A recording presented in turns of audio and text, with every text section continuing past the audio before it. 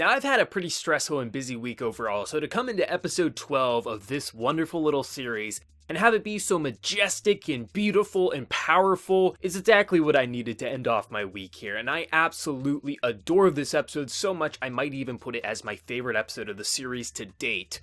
To see Phoenix form Chisei at the end of this episode was pretty damn awesome, I have to say. To really see, because we know she's insanely powerful. I think the best example we've seen is probably her in that storm where she almost pretty much just destroyed the entire store with all those crystals. But to see her be able to control her abilities, even though she was just trying to teleport, same as Elias always does, to more or less control in a way her abilities with the help of those fairies and her wand, and just see her just go into that beautiful form. That was so great, especially after seeing the smile after the whole kind of dream sequence with Nevin. To see that smile and her encouragement, that everything that happened there, to see that kind of final pairing at the end where exactly like the opening where they just kind of falling into the sky together. It was just, that was so damn romantic and powerful, and I loved it. And I have to say, the whole Nevin sequence with Chisei was pretty damn amazing, because you look at what happened to Chisei. Her mother tried to kill her at one point but didn't.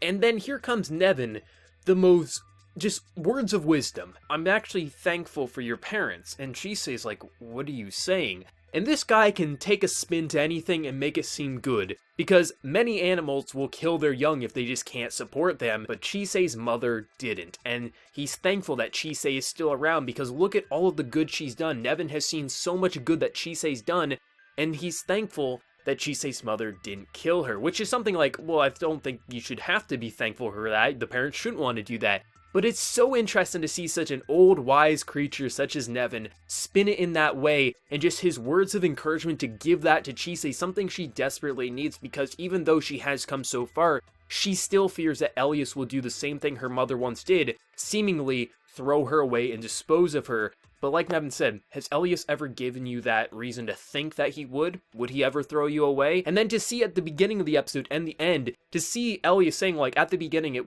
was just observing, I thought she would be a good apprentice, but he understands that he's more or less having human emotions and feeling like he needs Chisei more than just an object. And the very last line he says in this episode about how, or one of the last lines in the episode about how when he's holding Chisei, how it feels warm. Last episode he was saying how cold it was with Chisei not around, and now it's warm with her. Romantic as hell.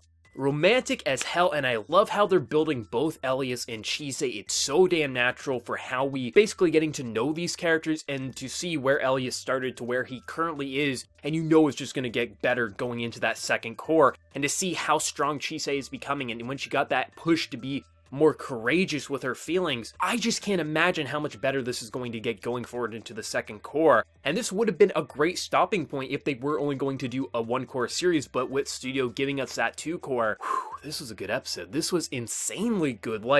Just to see how well the development is handled between Chisei and Elias from episode 1 up to episode 12. It's beautiful to see where she starts like a broken shell. She doesn't value her life whatsoever. To see where she is now, so scared that Elias will abandon her because she's had that pain and suffering before with her parents. But to see that positive dream that she had because she forgot all about the good times before all the bad times happened. And to see Elias admit that it's so warm with Chisei, you know he's not just using her anymore, and it very quickly became past that. Ancient Magus' Bride, such a damn good show, but let me know your thoughts. What did you think of this spectacular episode? The visuals, the music, the voice acting, the progression. Let me know any of your thoughts on this episode down in that comment section below. And before you leave, smack that like button to show your support. If you're new to the channel, be sure to subscribe. So until next time, everyone, please take care and have a good one.